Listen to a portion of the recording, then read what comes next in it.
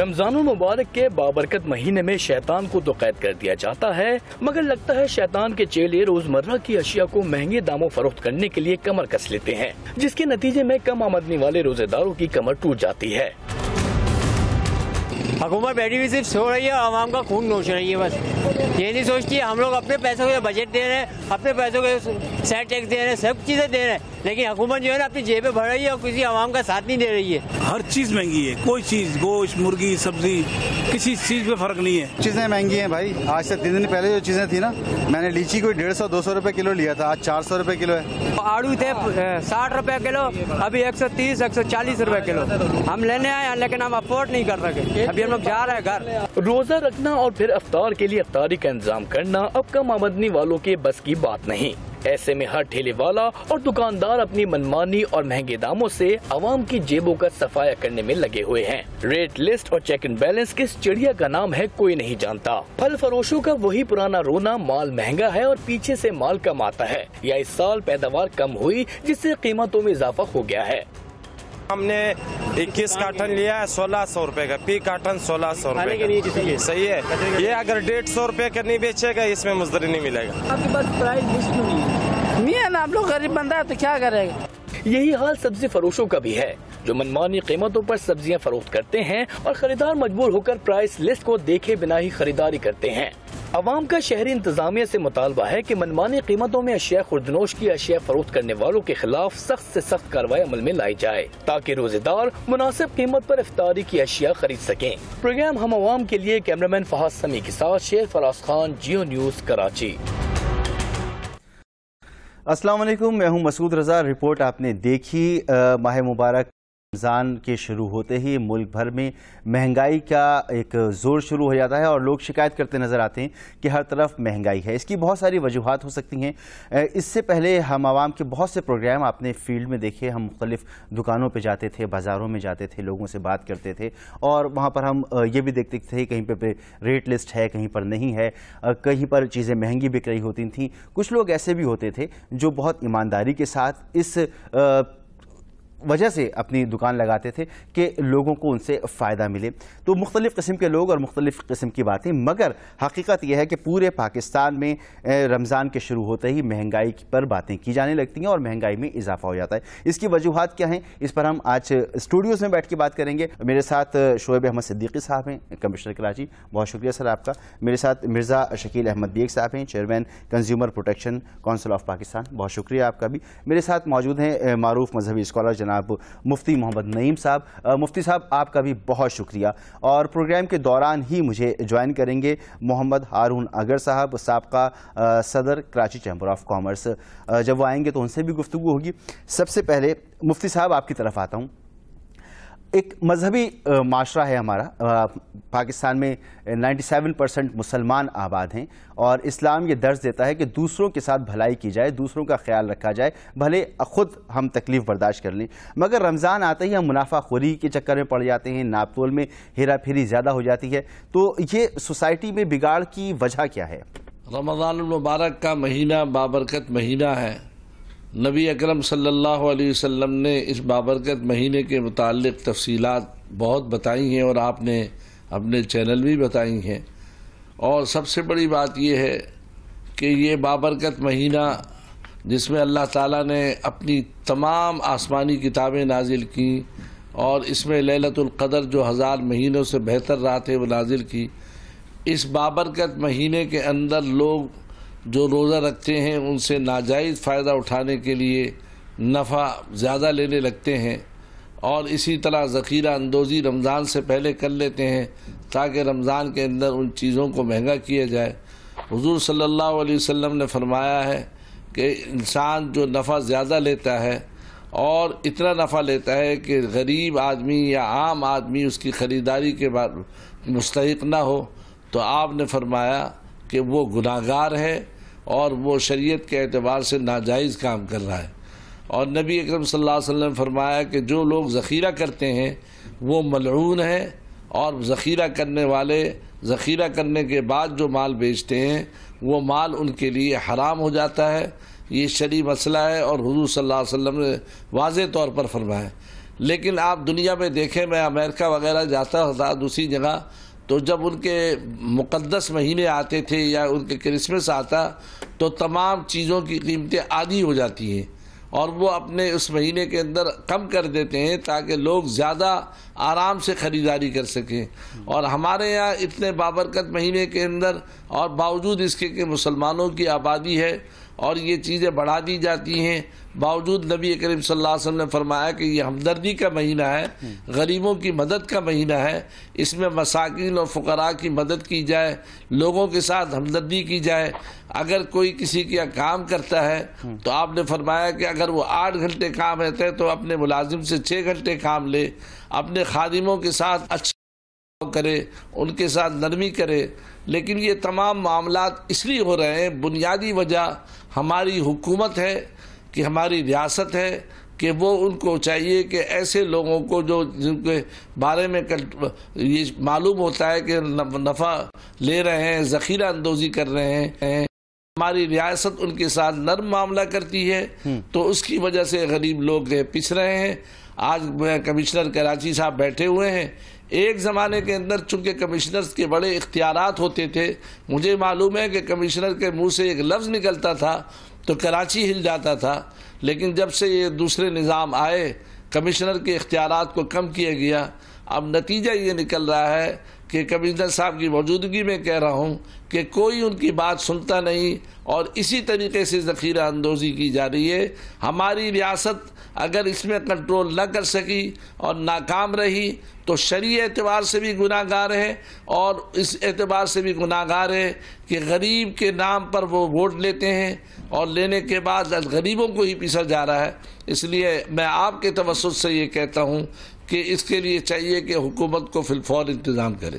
ٹھیک، کمشنر صاحب آپ صاحب نے بڑا اچھا ذکر کیا کہ دیگر ممالک میں جہاں پر اسلام ان کا مذہب نہیں ہے، دیگر مذاہب ہیں، وہاں پر جب مقدس دن آتے ہیں، مقدس تاریخیں آتی ہیں تو قیمتیں کم ہو جاتی ہیں، لوگوں کو ریلیف فراہم کیا جاتا ہے. رمضان میں ہم نے دیکھا کہ وال مارٹ نے امریکہ میں اور یورپ میں اپنی جو چین ہے اس میں مسلمانوں کے لیے جو اشیاء خرد و نوش ہیں ان کی قیمتوں میں کمی کر دی.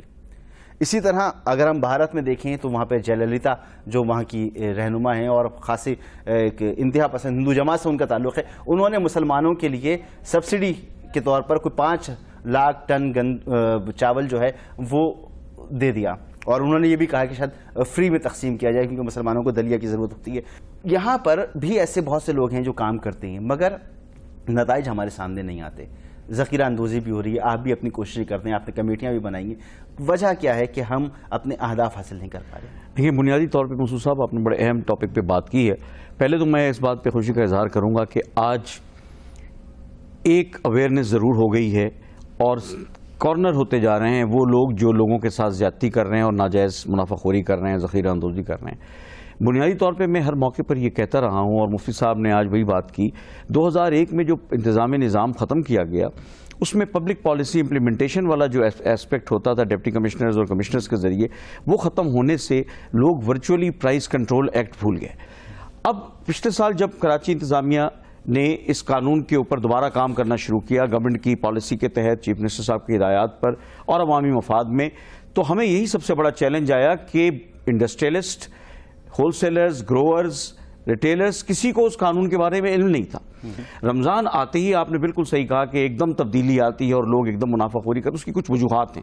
اس کی ایک وجہ تو یہ ہے کہ ہم بی لائن لگا لیتے ہیں، جاتے ہیں، اور جو اکنامکس کی ٹرم ہے سپلائی اینڈ ڈیمانڈ کی، جو اسینشل آئٹمس میں کہتا ہوں اتنی زیادہ اپلائی نہیں ہونی چاہیے، نہ ہوتی ہے، اسی لیے یہ قوانین موجود ہیں پرائس کنٹرول کے. تو وہ بیچنے والا کہ جی ہمارا خریدنے والا موجود ہے، ہم تو جو منہ مانگے کریں گے. ایک تو یہ پرابلم ہے. دوسرا یہ ہے کہ ظاہر ہے کہ 2.5 کروڑ کی آبادی کا لگ بھگ شہر ہے، پھیلا ہوا شہر ہے، اور وہاں پر سب جگہ پہنچنا انتظامی افسران کا مشکل ہوتا ہے. لیکن اس کے باوجود ہم نے اپنا نیٹ ورک اتنا بڑھایا ہے اتنے پورے سال میں، جس کے لیے میں میڈیا کا شکر گزار ہوں کہ میڈیا ہاؤسز، میڈیا کے نمائندے، کنزیومر ایسوسیشنز، اسکاؤٹس، ٹرانسجینڈر، تمام لوگ اب ایک ٹیم کے طور پہ اپنے اپنے کام کر رہے ہیں، جس کے اثرات تو آپ بھی بھی ہیں. اقرار کر رہے ہیں نا اس میں کہ ہر جگہ پر انتظامیہ کا پہنچنا ممکن نہیں ہے، شہر بہت بڑا ہے. یہ بندوبست کرنا کس کی ذمہ داری ہے؟ ڈیمانڈ سپلائی کی آپ نے بات کی. جب رمضان کا مہینہ ہو یا کوئی بھی تہوار ہو ڈیمانڈ اینڈ سپلائی میں فرق آئے گا. ڈیمانڈ اینڈ سپلائی کو میٹ کروانا کس کی ذمہ داری ہے؟ ڈیمانڈ اینڈ سپلائی کو میٹ کرانے کے لیے ظاہر ہے کہ جو متعلقہ محکمے ہوتے ہیں ان کو اپنا کردار پلے کرنا پڑتا ہے. کراپ کتنی ہوئی, کبھی کراپ خدا نخواستہ خراب ہو گئی تو وہ تو ایک نیچرل وجوہات کچھ بھی ہو سر, امپورٹ ایکسپورٹ اسی لیے ہوتی ہے. اچھا, امپورٹ ایکسپورٹ کہ اب رمضان کا مہینہ شروع ہو رہا ہے, 18 کروڑ یا 20 کروڑ کی آبادی کا ملک ہے, اس کو فیڈ کرنا ہے, ہمیں ڈیمانڈ اینڈ سپلائی کو برقرار رکھنا ہے, ذمہ داری کس کی ہے؟ یہ وفاقی ادارے موجود ہیں اور اس پر ہم گاہے بگاہے گورنمنٹ کے ذریعے بھجواتے بھی رہتے ہیں کہ کون سی چیزیں ایسی ہیں کہ جن کو ایکسپورٹ نہیں کرنا چاہیے. میں آپ کے چینل پہ بیٹھ کے کہہ رہا ہوں, ہم نے ایک ریکویسٹ بھیجی ہے کہ ہم اگر جس کے گھر میں چیز پیدا ہو رہی ہے پہلا حق تو یہ اس کو ہے نا کہ وہ افورڈیبل پرائسز پہ وہ چیز کھائے. تو اگر ہم ان چیزوں کو ایکسپورٹ کریں گے تو ظاہر ہے کہ پھر لوگ شارٹ سپلائی کی بات کر کے ریٹ بڑھانے کا لوگوں کو موقع ملے گا. تو جب تک ہمارے یہاں اسٹیبلائز پرائسز کے اوپر اسینشیل آئٹمس کی بات کر رہا ہوں, باقی تو ظاہر ہے جتنی زیادہ ایکسپورٹس ہوں اتنی اچھی بات ہے, لیکن اسینشیل آئٹمس جو کسی بھی انسان کے نیوٹریشن سے ریلیٹڈ ہیں ان کی ایکسپورٹس کے اوپر تھنکنگ کرنی پڑے گی, سوچنا چاہیے. مگر شاید یہ حکمرانوں کا مسئلہ نہیں ہے, انتظامیہ میں بہت اچھے افسران ہیں. شعیب صدیقی صاحب کی میں دل سے عزت اس لیے کرتا ہوں کہ شعیب صدیقی صاحب واقعی جتنی محنت کرتے ہیں ان تمام معاملات پر میں نے بہت کم آفیسرز ایسے دیکھے ہیں جو اتنی محنت کرتے ہوں, مگر اس کے باوجود جو نتائج ہیں وہ حاصل نہیں ہو پاتے, اہداف حاصل نہیں ہو پاتے. مفتی نعیم صاحب کی بھی آپ نے گفتگو سنی, صرف کسی ایک شہر کسی ایک قصبے کا مسئلہ نہیں, پورے پاکستان کا مسئلہ ہے. میرے ساتھ اس وقت شاہد علی موجود ہیں سکھر سے. شاہد, آپ بتائیں کہ کراچی میں تو ہم دیکھ رہے ہیں کیا حالات ہیں, سکھر میں کیا حالات ہیں؟ جی مسعود, رمضان میں مہنگائی قابو میں تو نظر نہیں آتی. سکھر اور اس کے گرد و نواح کے علاقے, روڑی ہے, پنو عاقل, سنگرار یا کندرا کے علاقے ہیں یا سالے پٹ کے علاقے ہیں, تمام علاقوں میں مہنگائی عروج پر ہے. وہ سبزیاں اور پھل جو رمضان سے پہلے جن کی قیمتیں کم تھیں وہ تمام سبزیوں اور پھلوں کی قیمتیں جو ہیں وہ زیادہ ہو چکی ہیں. اس طرح یہ کہا جا سکتا ہے کہ رمضان میں مہنگائی جو ہے وہ قابو میں نہیں ہے. اچھا یہ بتائیں کہ ایسی صورت میں انتظامیہ آپ کو متحرک نظر آتی ہے؟ اور جی, رمضان کی آمد سے قبل جو ہے وہ یہ باتیں آ رہی تھیں کہ رمضان میں قیمتوں کو کنٹرول رکھنے کے لیے حکومت اقدامات کرے گی, لیکن حکومتی اقدامات بھی مہنگائی کو کنٹرول کرنے کے لیے کہیں نظر نہیں آتے ہیں.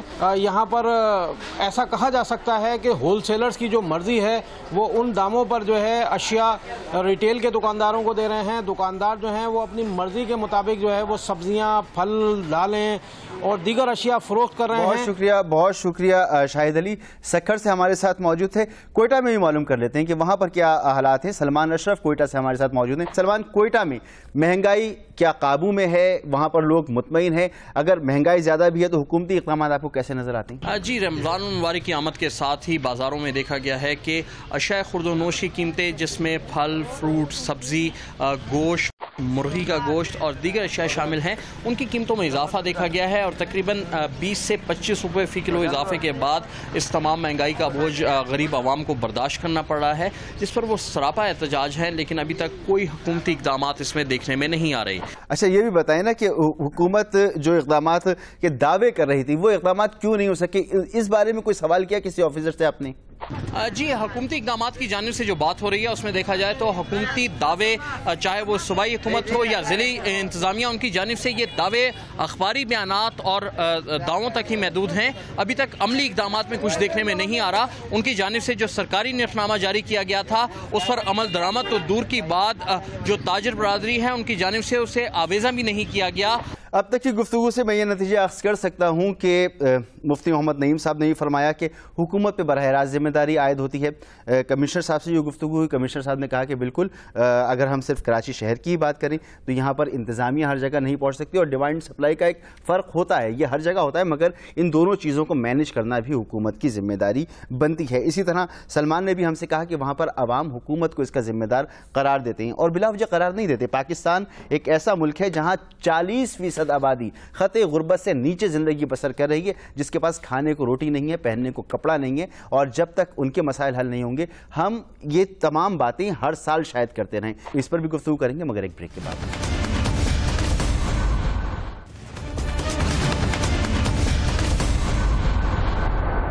پروگرام میں آپ کو ایک بار پھر خوش آمدید. اور ہم نے جو گفتگو کی بریک سے پہلے, اس میں سارا ملبہ اس تمام معاملات کا ہم نے گورنمنٹ کی طرف جاتے ہوئے دیکھا. ہر اشارہ, ہر گفتگو ہمیں یہ بتا رہی تھی کہ اس کی ذمہ دار گورنمنٹ ہے. مگر کیا آپ جس بھی علاقے میں رہتے ہیں پاکستان کے, اور وہاں پر کسی بھی پولیٹیکل پارٹی کا اسٹرانگ ہولڈ ہے, آپ مجھے دل پہ ہاتھ رکھ کے بتائیں کہ کیا کسی بھی پولیٹیکل پارٹی کے ٹاپ ایجنڈے پر مہنگائی قابو کرنا ہے یا نہیں؟ اگر ایسا ہے تو پھر کسی بھی سیاسی جماعت نے اس پر ایک سال کے اندر کتنے مظاہرے کیے ہیں اور کتنی ریلیاں نکالی ہیں؟ ابھی بھی ہم باتیں سن رہے ہیں کہ اسلام آباد تک مارچ ہوگا اور نظام بدل دیا جائے گا, مگر کوئی ایسی جماعت, کوئی مذہبی, کوئی سیاسی جماعت ایسی ہے جو مہنگائی کے خلاف آواز اٹھاتی ہو؟ آپ کو ایک پولیٹیکل لیڈر کا کوئی بھرپور اس پر میسج بھی آپ کو نہیں ملے گا, اس پر کوئی بیان بھی نہیں ملے گا. محمد ہارون اگر صاحب نے بھی مجھے جوائن کیا ہے بریک کے دوران, سابق صدر کراچی چیمبر آف کامرس. سر آپ سے بھی گفتگو کروں گا, مگر پہلے مرزا شکیل احمد صاحب آپ کی طرف آتا ہوں. شکیل بھائی, آپ تو کمشنر صاحب کی ہدایت پر ایک کمیٹی کا بھی حصہ ہیں اور کنزیومر رائٹس کے ادارے سے بھی وابستہ ہیں. آپ سمجھتے کیا ہیں, پیچھے سے چیزیں کم ملتی ہیں اس لیے ریٹیلر مہنگی بیچتا ہے, یا اس میں ریٹیلر کا ہی کوئی فائدہ ہوتا ہے؟ دیکھیں, پہلی تو بات یہ ہے کہ پیچھے والا حساب کتاب تو ریٹیلر نے فضول کے لیے لگا دیا ہے کہ آپ کسی بھی ریٹیلر کے پاس جائیے, آپ کو وہ ایک ہی بات کہے گا جی پیچھے سے مہنگی مل رہی ہے. پیچھے سے مہنگی نہیں مل رہی, کیونکہ اب یہ جو میکانزم اب اس وقت کراچی میں خاص کر جو رکھا گیا ہے اس میں یہ ہے کہ پیچھے بھی چیک کیا جا رہا ہے. یعنی کہ باقاعدہ اس وقت کمشنر کراچی کی ہدایت پر ایک اسسٹنٹ کمشنر وہاں پر تعینات ہے جو ڈیلی بیسس پہ یہ رپورٹ کرتا ہے کہ جناب وہاں کے کیا ریٹس ہیں. تو بنیادی خرابی کہاں پر؟ ریٹیل میں. اچھا, ریٹیل میں خرابی یوں ہے کہ جب ہمارا صارف, مجھے تھوڑی سی صارف سے بھی اس بات پہ بڑی وہ ہوتی ہے کہ وہ خود کیوں نہیں اس بات کو کرتا ہے کہ یہ ریٹیل لسٹ کیوں نہیں میں دیکھتا. وہ اگر دیکھے گا تو پھر وہ ریٹیلر سے بحث و مباحثہ بھی کرے. اب وہاں تو صارف. اچھا, ہم جس مسئلے پر آج بات کر رہے ہیں اور ہم اپنے چینل پر, اس پلیٹ فارم پر 1 گھنٹے کا وقت اس کے لیے مختص کر رہے ہیں, کیا یہ معاملہ ہماری جو ٹاپ کی لیڈرشپ ہے اس کے لیے بھی اتنی اہمیت کا حامل ہے جتنا ایک عام شہری کے لیے ہے؟ پہلی تو بات ہے کہ اگر ٹاپ کی لیڈرشپ کی بات کریں تو میں گارنٹی دیتا ہوں آپ ابھی کسی سے پوچھ لیں کہ آٹا کیا کلو ہے, وہ آپ کو نہیں بتا سکتا. آپ اس سے کھجور کے ریٹ پوچھیں, اسے نہیں پتا ہوگا. تو وہ کیا ٹاپ لیڈرشپ اس وقت نیچے تک آپ کو وہ چیز پرووائڈ کرے گی جب اسے پتہ ہی نہیں ہے کہ کیا چیز کس ریٹ کی ہے. ہارون صاحب, آپ سابق صدر کراچی چیمبر آف کامرس بھی ہیں, اس کے علاوہ آپ کا اپنا بزنس بھی ہے اور وہ سب چیزیں, تو آپ کا واسطہ جو ہے بالکل نچلی سطح پر لوگوں سے ہی پڑتا ہے. اور مہنگائی کا شور تو بہت زیادہ ہے, مگر نہ بازاروں میں رش کم ہے, نہ لوگوں کے ہاتھ میں بیگز کم ہیں. جو 1 کلو دودھ خریدتا تھا وہ 2 کلو اور 3 کلو دودھ خرید رہا ہے رمضان میں. تو یہ کیا ہے؟ دیکھیں, یہ کچھ طبقہ ہے جو اتنا 1 سے 2 کلو, باقی آپ نیچے لوور سائڈ دیکھیں. رمضان سے پہلے میں امپورٹ کرتا ہوں, یہی کموڈیٹیز ہیں, پلسز ہیں, اسپائسز ہیں. اس وقت آپ 2 سال پرانی بات کر لیں تو وہ جہاز آتے تھے پورے. اب تو جہاز آنے کا نام ہی نہیں ہے, کنٹینرز آتے ہیں 100-200, ورنہ پورے جہاز میں 30,000 ٹن میٹرک ٹنز آیا کرتا تھا. اب لگتا ہے کہ عوام تو دیکھیں وہی ہے بلکہ بڑی ہے, تو لوگوں نے کم خریدنا شروع کر دیا. انٹیک مطلب لوگ کم. مارکیٹ میں جو اتنا رش نظر آتا ہے اور اتنے سارے لوگ چیزیں خرید رہے ہوتے ہیں اور بھر کے خرید رہے ہوتے ہیں, اور مہنگائی کا رونا بھی رو رہے ہوتے ہیں, یہ کون لوگ؟ مہنگائی کا رونا تو دیکھیں نا, ہمارے یہاں کنٹرول سسٹم صحیح نہیں ہے, پراپر نہیں ہے. ورنہ تو میں نے آپ کو وقفے کے دوران ہی بتایا کہ میں راشن رمضان کا تھا تو میں نے کہا راشن بناتا ہوں. 150 کا چک پیس, مسور 140 کی. میں ابھی جو آج بھی بیچ رہا ہوں وہ 70 روپیز کلو چنا بک رہا ہے, اور مسور جو ہے 84 روپیز. مور دین 100% نفع لے رہے ہیں ریٹیلر. تو یہ مطلب کہیں نہ کہیں کوئی نہ کوئی تو لیکیج ہے نا. کمشنر صاحب, جیسے کہ ہارون اگر صاحب نے فرمایا کہ یہ تو چنا جو ہے 70 روپے بیچ رہے ہیں اور مارکیٹ میں 150 کا بک رہا ہے, سارا فوکس بھی ریٹیلر پر ہے, مگر ریٹیلر قابو میں نہیں آ رہا. اس کی وجہ یہ ہے کہ یہ رمضان کے شروع کے دنوں میں ایک دم بہت زیادہ منافع خوری کا جذبہ, جہاں جبکہ نیکی کا جذبہ ہونا چاہیے تھا, منافع خوری کا, ناجائز منافع خوری کا جذبہ آ گیا ہے. اس پر میں کراچی کے حد تک بات کر سکتا ہوں. کراچی میں وزیر اعلیٰ صاحب, گورنر صاحب اور چیف سیکرٹری صاحب نے کئی میٹنگز کی, اور یہاں گورنمنٹ کی ہمیں بھرپور ہدایت ہے. اور ہمارے افسران یقین کریں, جیسے میں نے آپ کو بتایا کہ ہفتے اتوار کو بھی مستقل کرتے آ رہے ہیں. اگر ہم ریگولر بنیادوں پہ یہ نہ کرتے ہوتے تو آج رمضان میں ریٹس اور کہیں کے پہنچے ہوتے. ہم نے کنسلٹیٹو پروسیس بھی کیا ہے اور ایکشن بھی کیا ہے روزانہ کی بنیادوں پر, اور میڈیا اس کو دکھا بھی رہا ہے. آپ کی ٹیمز ہمارے ساتھ جاتی ہیں, سوسائٹی ہمارے ساتھ چل رہی ہے, بھرپور کارروائی ہو رہی ہے, ریکارڈ نمبر کے لوگ گرفتار ہو رہے ہیں. جرمانے ہو رہے ہیں، سزائیں ہو رہی ہیں. مجھے مفتی صاحب سے تھوڑی گفتگو کرنی ہے اور پھر میں واپس آپ کی طرف آتا ہوں. مفتی صاحب، ہم نے ابھی ایک بات کی کہ پاکستان میں تقریباً 40% لوگ ایسے ہیں جو خطے غربت سے نیچے زندگی گزارے ہیں، جنہیں عام دنوں میں بھی کھانے پینے کی اشیاء میسر نہیں ہیں.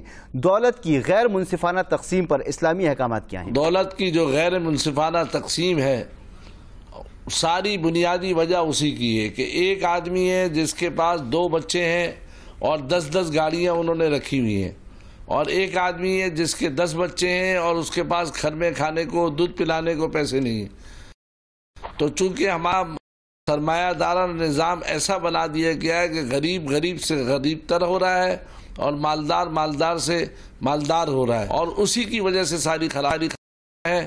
حضرت عمر رضی اللہ عنہ فرماتے ہیں کہ اگر فرات کے کنارے ایک کتا بھی پیاسا مرتا ہے تو اس کی بھی عمر سے پوچھ ہوگی. ہمارے حکمرانوں کو یہ چیزیں تمام نظر نہیں آ رہی کیونکہ وہ اپنے محلات میں بیٹھے ہوئے ہیں اور ان کو کسی قسم کی کمی نہیں ہے، لہٰذا ان کو غریب کا احساس ہی نہیں. حکومت کو چاہیے کہ سرمایہ دارانہ نظام کو اس طرح نہ کرے کہ ایک آدمی 10 فیکٹریاں لگائے اور غریب کی تنخواہ 10 سے 12,000 روپے ہو. تو اس طریقے سے اس ملک کے اندر نقصان یہ ہوگا کہ بغاوت پیدا ہوگی ریاست کے خلاف بھی اور ان پیسوں والوں کے خلاف بھی جن کی گاڑیوں اور محلات کو دیکھ